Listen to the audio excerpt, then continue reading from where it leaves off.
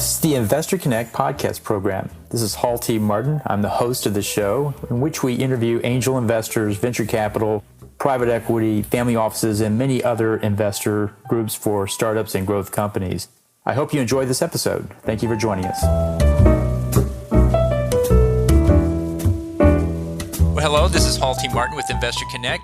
Today we're here with Alexander Varvarenko of ShipNEXT. Alexander, thank you for joining us. Thank you for having me, Martin. What was your background before investing in early stage, and how did you get into this investing sector? Well, Martin, before I turned 18 and I chose my shipping career, I was a software developer myself. So I was programming games and software in my school time, and then I thought to myself, how more advanced can computers get? And I thought I should move on and do some economics and maybe some engineering stuff. So this is how I joined shipping. And over the years, I've built an international shipping group of companies. I worked in Belgium, in Ukraine, and I have now offices in Hamburg, Paris, Genoa, Dubai, Odessa, and Limassol. So this is a shipping company, very diversified. And with the money we started investing into different fields. And in fact, IT and software developing was one of it. And so for people who are starting to invest in these early stage startups for software and shipping, what's your advice for them? What should they look out for? Well, today you have about 100 or more different startups in transport and supply chain field alone. So, of course, you should very much take care of who you're dealing with, what the person's background is. And of course, you probably know as well that 99 percent of all projects or startups turn out in a failure. So it's very difficult to find the right one, and that's, of course, the biggest challenge. So when we look at blockchain and investing in blockchain, how do you see the industry evolving? Where do you see it going? Well, blockchain as such is, of course, something that will definitely happen overall in different industries. Of course, a lot of speculation is going on things like cryptocurrency and Bitcoin and all. And of course, it gets the main industry players a bit reluctant. But it's inevitable, has been in primitive form, but has been happening before. And it's definitely a way forward. The reason for blockchain to evolve is because in the large industrial players, they're already too big, and sometimes they are stopped by regulatory ways to grow further. But they still need a way to interact. They still need a way to use their economies of scale and cooperate. And blockchain is a very good, sophisticated way. This is why it sometimes uses the word trustless in it, because it needs an algorithm-based solution, a very transparent and reliable way to cooperate. So for those who want to invest in the blockchain, what do you think is the right investment thesis? What should they look for in a specific blockchain beyond the usual check the team out, do the due diligence? Yes, that's there, but what area of blockchain should they look for and go after? Well, I will tell you our path in blockchain as such. We, of course, evolve in the blockchain in supply chain field. And just to give you a little brief outlook, before I started ShipNEXT, I already had invested into startups, one in the field of social networking and communications, and the other one was a minor one. And eventually I used the team to develop a revolutionary product, which, not to say disrupts, but let's say transforms completely the shipping sector. So what we have developed, and for that we needed a unique set of skills, including, not limited, but including linear programming. This is quite unique for US and Europe and in Asia. I can touch that a bit later, but linear programming and AI and machine learning to actually teach a computer to replace myself, to replace all my staff in a 1 second algorithm. It doesn't mean that people are not needed anymore. It just simplifies all the routine work and allows the commercial managers I have, the commercial staff, and all the other people to use their human skills, their creativity, language skills, communication skills in finding the best solution. Because all the rest of the routine work was then replaced by an algorithm. And this is what we created. We created a kind of Uber for shipping, an algorithm which finds any ship, any suitable ship for any cargo anywhere in the world in just a second. And that laid base for our next step. So to answer your question, the most important things for blockchain is to have an open source code. And that is very challenging because you have to understand that all the startups in blockchain, they have to be developing an open source code, which sometimes is not the case. They have to strive for a decentralized solution. It shouldn't be an app. It should be a decentralized solution, something that should blend and create an ecosystem. That's another very important topic in the blockchain. It should be trying to reach a sort of an ecosystem. An ecosystem is achievable by critical mass, and that's also very important. So all these, when you get a project based on all these very important factors, and to top off with an algorithm is very important. Because algorithm creates an environment which is transparent and trustless, let's say. Yeah, and I still try to avoid that word, but it is like that. Because you trust an algorithm. You should not trust each other. You should be trusting an algorithm your relationship is based on. So when you collect all those 5 factors together in one project, I think it has a very good chance of being successful. So why does it have to be open source? That brings a lot of challenges to the table that other groups don't have to deal with. What's the benefit of open source? Well, it has to be easily integrated into new, reliable participants of your blockchain environment. It has to be something that should be open to new participants of your ecosystem. Can you describe more about linear programming for those who aren't familiar with it, and that includes me?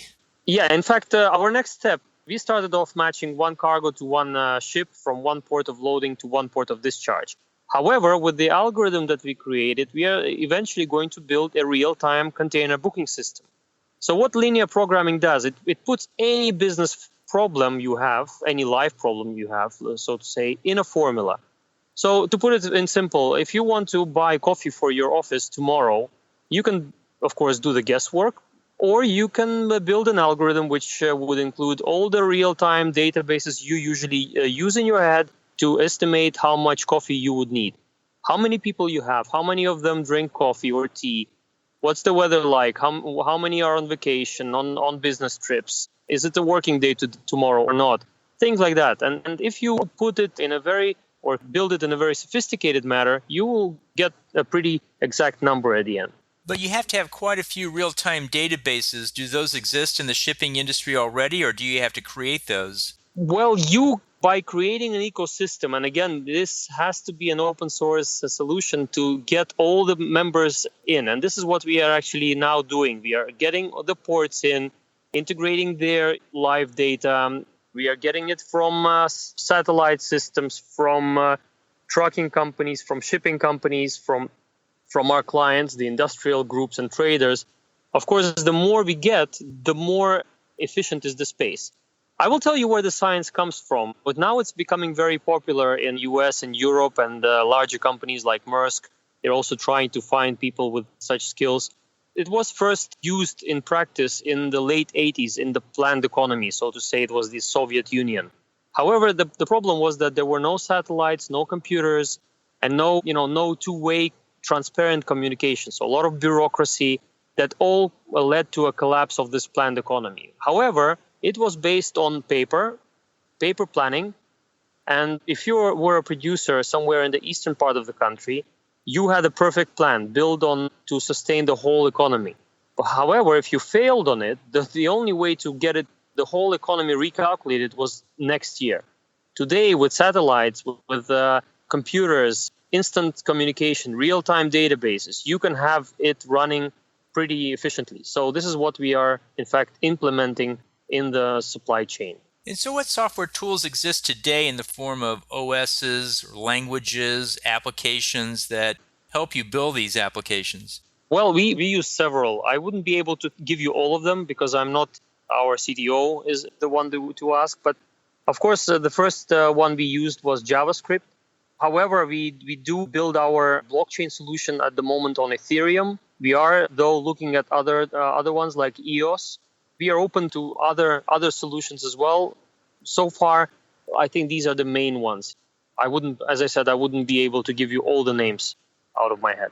In what state do you think the tools are in right now? Are they very robust and mature, or are they all very new and nascent, just starting? No, I think we are all ready to integrate.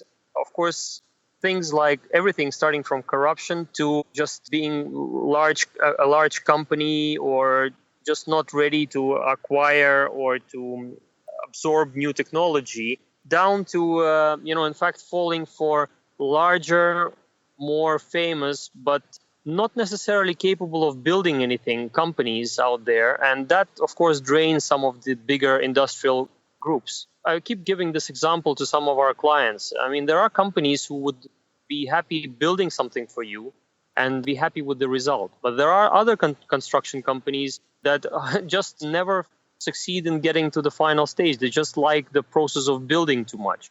So you should be also careful whom you entrust your beginnings in blockchain or any digital process, because sometimes companies just with great names out there, but they sometimes lack the ability to get the client to the final destination, to where they have to get soon enough. And that's what scares some companies. They're just afraid of large costs. However, if you look at it, there are a lot of very good projects out there, and if you bring them all together, because they are ready to collaborate and to partner up, you can already build some very fascinating stuff in the supply chain, in transport, but also in other fields. So, what are some of the challenges that prevent people from completing the application? Where do you see the risk in this space? I would say the risk in the space is that larger groups start building their own solution. It's like reinventing your bicycle, and nobody ever finishes. You see, again, blockchain is about creating an open source solution. When you start building something for yourself, you can eventually get somewhere, but then you should be also ready to integrate into other solutions. And that's very challenging. This is what companies will have to somewhere outgrow and get to understand how IT and software business works sometimes. You have to be able to cooperate. So, you need industry level tools that all the players can access versus everybody reinventing their own wheel in order to make this work. Is that right? Yes, I'll give you an example. I mean, to launch our ShipNext eventually instantly on day one, I used all our internal database of clients, cargoes, connections.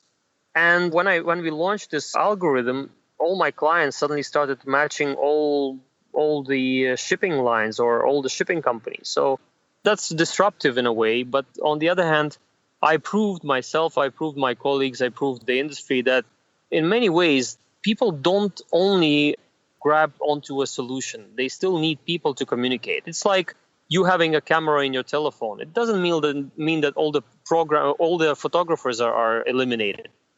Or you having a website to purchase food. You still go to groceries or to a supermarket. So, it doesn't mean that when you have a disruptive solution, it will kill the human involvement.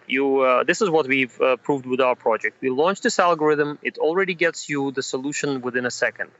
But you still see a lot of people trying to use the human touch to it. And so, in the space of applying blockchain into the supply chain for shipping, where do you see the immediate opportunities to pursue in addition to the one you're working on? These are things like reliability. Certainly, shipping is a very inefficient, very gray industry or sector of the transport industry. Millions and millions of money is being lost due to fraud, corruption, and all other factors. And another one is inefficiency. Sometimes you have to ballast. It's like taxi in the old days. You have to call a taxi whereas there is another one just around the corner. And then suddenly you have Uber. When you click on a button and an algorithm helps all these taxi drivers to use the algorithm in finding the best solution out there. So one of the very important factors we bring into the space is elimination of ballast runs, cutting on fuel consumption, things like that. And of course this helps fight pollution in a way. What kind of cost savings do you think your app is going to bring to the market, given you're putting more efficiency into it? Oh, we are talking billions because it's a $1 trillion industry. Already today, a lot of clients, by using it, eliminate a day or two or more out there saved on ballasting. I mean, ballasting of a ship is anything from 10,000 down to or up to $40,000 a day. And of course, you save a couple of days, and you save, pretty much close to $100,000 on ballast costs on larger ships. So that's already a big saving. And of course, I don't want to say that this was the aim to eliminate intermediaries, but sometimes there are very unfair and intransparent intermediaries, and we of course tackle them too. I mean, copy pasters. We welcome exclusive brokers, but we don't like when there are 10 or 5 to 10 brokers in the middle. We think that the space should be cleaner. There's a tremendous cost savings. In the final minutes that we have here, what else should we be covering? Well, I think it's very important to cover the topic of blockchain as such. People should be taking care of what they invest in, and there are a lot of companies out there who say they're part of this new generation of builders, software developers, or solutions, but there are many of them who do not actually know where they have to bring you.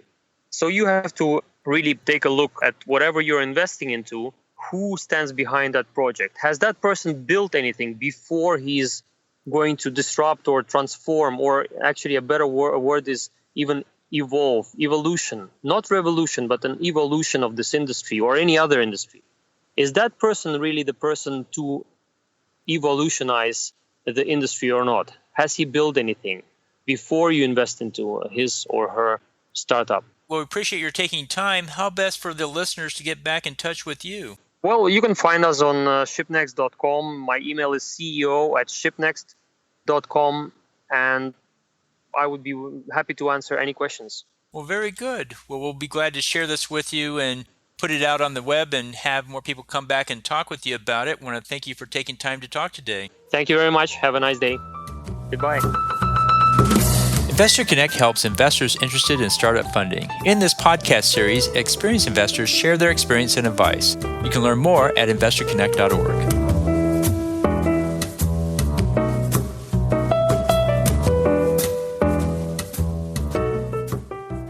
Paul T. Martin is the director of Investor Connect, which is a 501c3 nonprofit dedicated to the education of investors for early stage funding.